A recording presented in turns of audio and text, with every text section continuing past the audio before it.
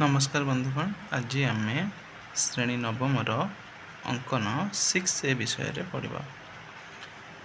Question अच्छे जे ए equal to 6.5 centimetre अर्थात ए माने को बाहु बी सी बाहु केते 6.5 सेंटीमीटर बी कोण 60 डिग्री बी प्लस सी माने एसी बाहु युक्त ए बी बाहु केते सेंटीमीटर 10 सेंटीमीटर।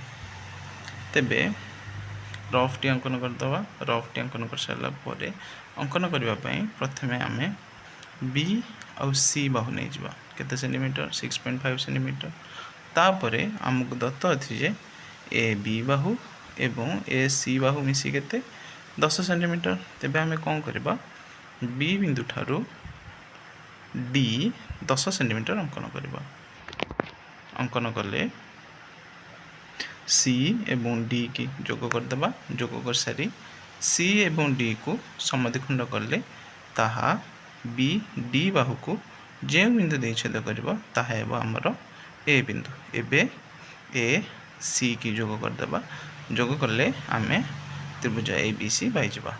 तले लिखिदेबा त्रिभुज ए बी सी एक आवश्यक त्रिभुज। एबे बुझिबा एटा किपरि भाबे हैला बेली। तुम देख पिले आम दत्त अच्छी जे ए बी बाहु और ए सी बाहु मिसिक अच्छी। अच्छा आम ए बी आउ A C मिसिक ji A B आउ ए डी से नेले तार अर्थात ए सी बाहु एवं ए डी बाहु कौन सामान है। अच्छा आम सी डी बाहु को जेहेतु समद्विखंड कले यहाँ कौन हम समकोणी यहाँ कौन हम सम द्विबाहु त्रिभुज हो अर्थात ए कोण दुईटी सामान हेबो एवं ए डी बाहु ए सी बाहु मध्य कौन हम सामान हम कौ त्रिभुज ए डी आउ सी त्रिभुज जदि आम सी डी भूमि को समद्विखंड करवा ताले ए डी बाहु आउ ए सी बाहु कौन हम सामान हो। जदि दुईटा सामान है ताले आमर एठी ए डी बाहु ए सी बाहु कौन है सामान हो गला। तामादा ए सी युक्त ए बी सामान केते सेंटीमीटर 10 सेंटीमीटर हो। जदि तुम अंकन ठीक रूपे कर तुम अंकन किसी यही देखा बोधे 60 डिग्री कहवाई भूल जाती बी ठारे 60 डिग्री अंकन कर डी की बढ़ेले बी डी 10 सेंटीमीटर काट। एबे द्वितीय प्रश्न बी देची 5.5 सेंटीमीटर माने ए सी बाहु केते 5.5 सेंटीमीटर सी कोण 60 डिग्री एवं सी युक्त ए माने ए बी बाहु आउ बी सी बाहु 10.1 सेंटीमीटर। से हीपरी एक नोटी जमती होता B1 ठीक से हीपरी हम प्रथम ए सी बाहु नहीं जीव सी ठारे 60 डिग्री अंकन करके बढ़ेब सी रु डी केते सेंटीमीटर हेब 10 सेंटीमीटर। तापर ए डी जोग करदेव जोग कर सारिकी डी ए को समद्विखंड कर समद्विखंड कले जो बिंदु छेद कर बी बिंदु और बी रु ए जोग करदे तले लिख त्रिभुज ए बी सी एक आवश्यक त्रिभुज कौन जेहेतु ए बी बाहु एवं बी डी बाहु समान तेबे आमर कौन हम त्रिभुज ए बी सी आवश्यक त्रिभुज हो। तापर जदि तुम अंकन ठीक रूपे कर तेबे अंकनटी किछि यही देखा तुम्हें पाइब। तापर बीट 3 देखा ए 6 सेंटीमीटर बी कोण 60 डिग्री ए बी आउ ए डी उच्चता केते सेंटीमीटर 11 सेंटीमीटर। आम उच्चता जानते जे भूमि रे सी केते डिग्री अंकन कर 90 डिग्री ताहले हमको बी सी केते दत्त अच्छी 6 सेंटीमीटर ए डी उच्चता क्या प्रति बी सी प्रति और ए बी आउ ए डी बाहु मिसी केते सेंटीमीटर 11 सेंटीमीटर। ताहले प्रथम आम कौन करबा जेकोसी गोटे रेखाखंड नहीं जावा तार मझामझी बिंदु डी नहीं जावा से 90 डिग्री अंकन करा कौन आमको उच्चता तो अच्छी ए डी तो डी बिंदु नहीं मझामझी बिंदु नहीं 90 डिग्री अंकन करवा। 90 डिग्री तुम जान प्रथम 60 तापर 120 तापर 90 कंपास आउ पेंसिल द्वारा करवा 90 डिग्री अंकन करके बढ़ेबा केते बढ़ेबा 11 सेंटीमीटर बढ़ेबा। बढ़े सारा जो बिंदु आम पाइबा ସେଇ ବିନ୍ଦୁଠାରେ ସେହି ବିନ୍ଦୁକୁ ନାମକରଣ ଦେଇଦେବା ଯେ ଇ ବୋଲି। ଇ ଠାରେ 15 ଡିଗ୍ରୀ ଅଙ୍କନ ହେବ। ମନେ ରଖିଥାଉ କେତେ ଡିଗ୍ରୀ? 15 ଡିଗ୍ରୀ। କ'ଣ ପାଇଁ? ଏଠି 60 ଡିଗ୍ରୀ ଅଛି, ସେଥିପାଇଁ ଏଠି 15 ଡିଗ୍ରୀ। ଏନା ବୁଝେଇଦେବି କିପରି ଏହା 15 ଡିଗ୍ରୀ ଅଙ୍କନ କରିବାକୁ ପଡ଼ିବ ବୋଲି। ଏପଟେ 15 ଡିଗ୍ରୀ ଅଙ୍କନ କଲେ ଏଠାରେ 60 ଡିଗ୍ରୀ ଅଟୋମେଟିକ୍ ଆସିଯିବ। 15 ଡିଗ୍ରୀ ଅଙ୍କନ କରିବ। 15 ଡିଗ୍ରୀ କେମିତି ଅଙ୍କନ ହେବ? ପ୍ରଥମେ 60, 60ର ଅଧା 120, 60ର ଅଧା 30, 30ର ଅଧା 15, 15 କରିକି ଇଆଡ଼େ ବଢ଼େଇବ। ବଢ଼େଇଲେ ସିଏ ଯେଉଁ ବିନ୍ଦୁ ଛେଦ କରିବ ତାହା ହେବ କ'ଣ? ବି ବିନ୍ଦୁ। ଏବେ ଇ ଆଉ ବି ବିନ୍ଦୁକୁ ସମଦ୍ୱିଖଣ୍ଡ କଲେ ତାହା ଇ ଆଉ ଡି ବାହୁକୁ ଯେଉଁ ବିନ୍ଦୁରେ ଛେଦ କରିବ ତାହା ହେବ ଏ ବିନ୍ଦୁ। ଏବେ ଏ ରୁ ବି କି ଏବଂ ଏ ରୁ ସି କି ଯୋଗ କରିବା। ଆଚ୍ଛା, ସି ବିନ୍ଦୁ କେମିତି ପାଇବା? ଆମକୁ ଏ କେତେ ଅଛି? 6 ସେଣ୍ଟିମିଟର। ଯେହେତୁ ଆମେ ବି ବିନ୍ଦୁ ଅଲରେଡ଼ି ପାଇଯାଇଥିବେ, ବି ବିନ୍ଦୁରୁ 6 ସେଣ୍ଟିମିଟର ସି ବିନ୍ଦୁ କାଟିଦେବା। ତାପରେ ଏ ରୁ ସି ଆମେ ବଢ଼େଇଦେବା। ଆଚ୍ଛା, ଏବେ ଜାଣିବା ଯେ ଏଠାରେ 15 ଡିଗ୍ରୀ ଅଙ୍କନ କଲେ ଏଠାରେ 60 ଡିଗ୍ରୀ ଅଟୋମେଟିକ୍ କେମିତି ଆସିବ ବୋଲି। ଏହା ପ୍ରଯୁଜ୍ୟ କେମିତି ହେଲା ଦେଖ।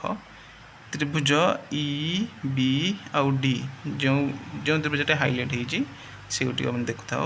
ଇ ବି ଡିରେ ଆମେ ଡି ଠାରେ ଆରମ୍ଭରୁ କ'ଣ କରିଛେ? 90 ଡିଗ୍ରୀ ଅଙ୍କନ କରିଛେ। ବି ଠାରେ ଆମର କେତେ ଡିଗ୍ରୀ ଦରକାର? 60 ଡିଗ୍ରୀ। ତାହେଲେ 90, 60 ଗୋଟେ ତ୍ରିଭୁଜର 3 କୋଣ ପରିମାଣ ସମଷ୍ଟି କେତେ? 180 ଡିଗ୍ରୀ। 180ରୁ ଗୋଟେ କୋଣ ହେଇଗଲା 90 ଡିଗ୍ରୀ, ଆଉ ଗୋଟେ କୋଣ ହେଇଗଲା 60 ଡିଗ୍ରୀ। ତାହେଲେ କେତେ ଡିଗ୍ରୀ ବଳିଲା? ଆଉ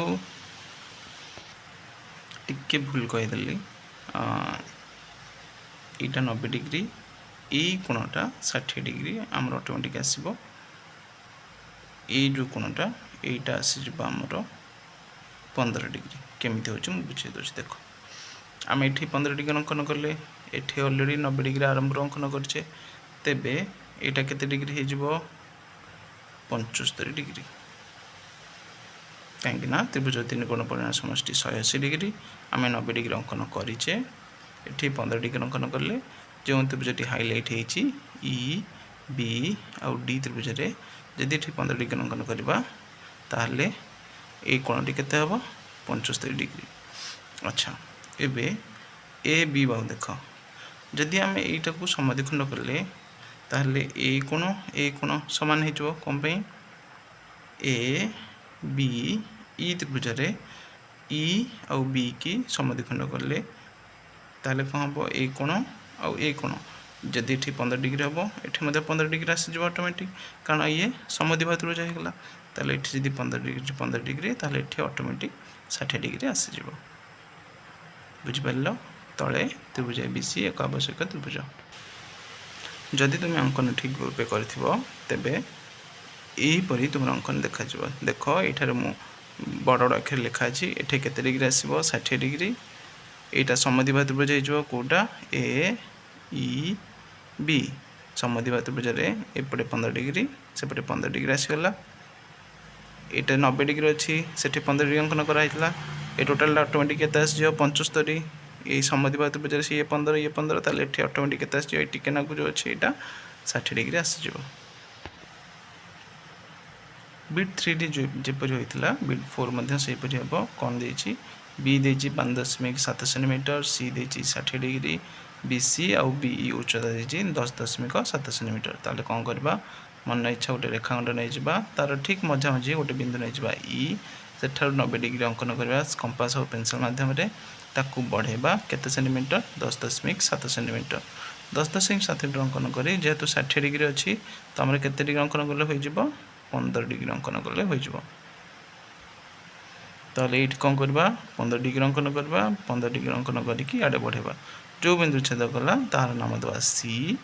সি রু এ আমার কেতে অছি? 5.7 সেন্টিমিটর। এ বিন্দু পাইগলে। তারপরে ডি আউ সি কি সমদ্বিখণ্ড করিবা। সমদ্বিখণ্ড করলে যে বিন্দুরে সি ছেদ করিব তাহা ହେବ বি বিন্দু। বি রু এ কু এবং বি রু সি কু যোগ করদেবা। সেই দেখ ପୂର୍ବ ତ୍ରିଭୁଜ ଯେମିତି ହେଇଥିଲା ଡି ବି ସି କ'ଣ ହେବ? ସମଦ୍ୱିବାହୁ ତ୍ରିଭୁଜ ହେଇଯିବ। ସମଦ୍ୱିବାହୁ ତ୍ରିଭୁଜ ହେଲେ ଏଠି ଯଦି 15 ଡିଗ୍ରୀ ତାହେଲେ ଏଇ ଟିକେ ନାକୁ ମଧ୍ୟ କ'ଣ ହେଇଯିବ? ଇଏ ମଧ୍ୟ 15 ଡିଗ୍ରୀ ହେଇଯିବ। ଏଠି ଅଲରେଡ଼ି 90 ଡିଗ୍ରୀ ଅଛି, ତାହେଲେ ଏଇଟା କେତେ ଆସିଯିବ? 60 ଡିଗ୍ରୀ, କାରଣ 90 15 पड़ेगा तो टोटाल आसी केते 75 ये टोटालटा 75 रु ये अलरेडी समद्विबाहु त्रिभुज ये आसीगला 15 ताले ठीक केते आसीजिवो ऑटोमेटिक 60 डिग्री आसीजिवो त्रिभुज एबीसी एक आवश्यक जदि तुम अंकनटी ठीक रूपे कर तेबे तुम अंकनटी किछि एही भली देखाबाकू पाइबो। एबे देखिबा बिट 5 देखिबा कोन दत्त अछि ए बी एहा एक सहज क्वेश्चन टे ए बी इक्वल्स टू ए सी माने एटा कोन सम द्विबाहु त्रिभुज ताले ए कोन माने ए कोन ए इक्वल्स 6.2 सेंटीमीटर माने बीसी बाहु केते 6.2 सेंटीमीटर एसी युक्त एडी उच्चता कहा प्रति बीसी प्रति केते 10 सेंटीमीटर।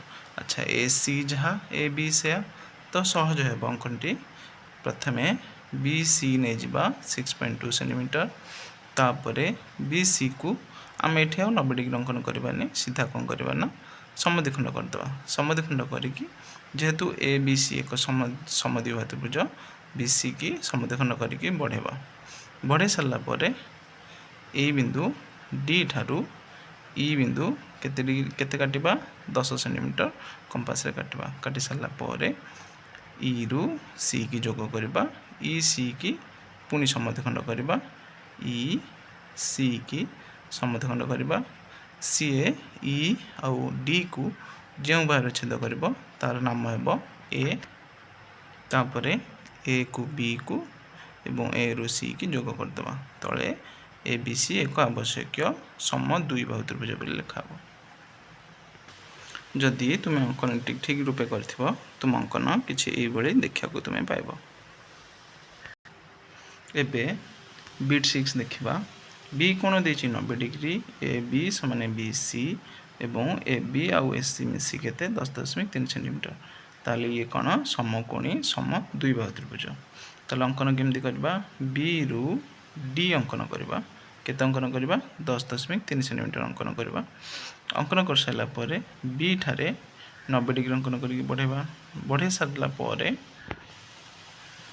डी ठारे एपटे बढ़े सारा बी रु ए बढ़े सारा पर डी ठारे 22 हाफ 22.5 अंकन करके बढ़ेबा बढ़ेले सी जो बिंदु को छेद करिबो तार ना कौन हम ए तापर ए एवं डी की समद्विखंड करबा समद्विखंड कले कौन हेबो से जो बाहु को बी और डी को जो बिंदु छेद करिबो तार नाम हेबो सी तापर ए एवं सी की जोग करबा एटा मन रखि थाओ केते डिग्री अंकन कराबो 22.5 बा 22 हाफ 22 हाफ केमते आसला 22 हाफ प्रथमे केमते अंकन हेबो प्रथमे 90 डिग्री तुम जानिच 60 एवं 120 मझे 90 डिग्री आसबो 90 आउ 0 मझे 45 डिग्री आसबो 0 आउ 45 मध्य 22.5 डिग्री आसबो तापर यह किपरि प्रयोज्य है से देखा देख ए बी आउ सी त्रिभुज रे आमको ए बी आउ बी सी कौन देछि समान देछि बी कोण 90 डिग्री जेहेतु ए बी आउ बी सी समान ताले ए कोण आउ ए कोण मध्य कौन हम समान हम केते केते डिग्री 45 डिग्री हम।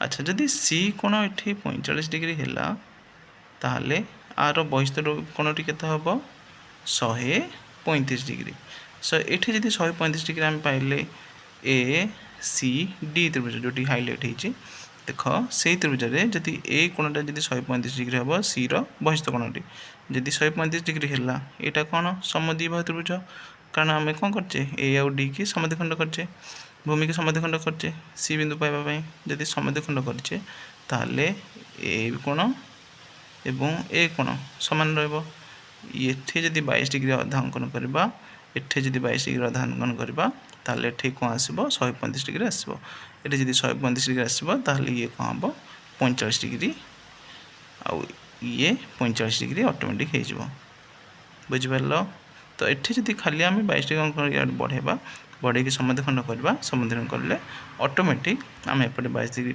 22 हाफ आउ एठी 35 डिग्री 135 डिग्री आउ इटी 45 डिग्री ऑटोमेटिक आसी जिवो तो अंकन आउ थरे कहि रखुची बी रु डी अंकन करबा 10.3 सेंटीमीटर बी ठारे 90 डिग्री अंकन करिक बढ़ेबो डी ठारे 22.5 अंकन करी इे बढ़ेबो 22.5 केमती आसबो 90 तापर 90 अधा 45 45 अधा 22.5 जो छेद कर तार नाम हम ए तापर ए आउ डी की समद्विखंड कर समद्विखंड कले सी बिंदु पाइब तापर ए रु सी को जोग कर लिख त्रिभुज ए बी सी एक आवश्यक समकोणी समद्विबाहु त्रिभुज। जदि तुम्हें अंकन ठीक रूपे कर तुम अंकन किसी यहीपरि तुम्हें देखा पाइब। एबे बिट 7 देखा यह एक सहज प्रश्न अटे। बी कोण के 90 degree B C 5.6 centimetre A B आउ ए सी 10.6 सेंटीमीटर। प्रथमे बी आउ सी नहीं जावा केते 5.6 सेंटीमीटर बी ठारे 90 डिग्री अंकन करके बढ़ेबा केते बढ़ेबा 10.6 सेंटीमीटर बढ़ेबा को बिंदु यहाँ हेबो डी बिंदु डी एवं सी की समद्विखंड करबा समद्विखंड कले सी जो बिंदु छेद करबो तार नाम हेबो ए रु सी की जोग करदेबा ए बी सी एक आवश्यक समकोणी त्रिभुज पाइबा। से हीपरि जेपरि बिट 60 बुझेइथिली सी जेपरि प्रयोज्य होइथिला से सेहीपरि खाली से आमको भिन्न होछि कोन ए बी समान बी सी देइथिला तेणु आमको सी ठारे 22 डिग्री अंकन करबा पड़थिला। एठी कोन देछि किछि देइनी तो बी रु डायरेक्ट डी अंकन कर आमको डी देइ नथिला तो सेति पई सी ठारे 22 डिग्री अंकन करी सबटा बढ़िया को पड़थिला। जेतु हम डी आमे पाई जाइछे तेणु कौन सी कोण अंकन करा पड़ानी यह बहुत सहज हो तले लिख ए बी सी एक आवश्यक समकोणी त्रिभुज। जदि तुम अंकन ठीक भाव अंकन कर तुम्हें यहीपरि किसी अंकन तुम्हें पाइब। एबे 2 नंबर प्रश्न देखा एक समबाहु त्रिभुजर बाहु युक्त उच्चता केते अछि 11 सेंटीमीटर दत्त अछि। समबाहु त्रिभुजर आम जानी प्रत्येक बाहु समान एवं प्रत्येक कोण केते 60 डिग्री। अच्छा उच्चता मानकर ए डी उच्चता भूमि प्रति बी सी भूमि प्रति ताले डी ठार केते हबो 90 डिग्री।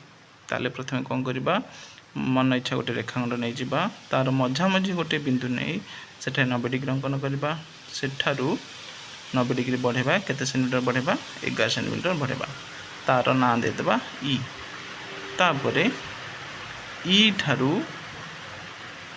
बी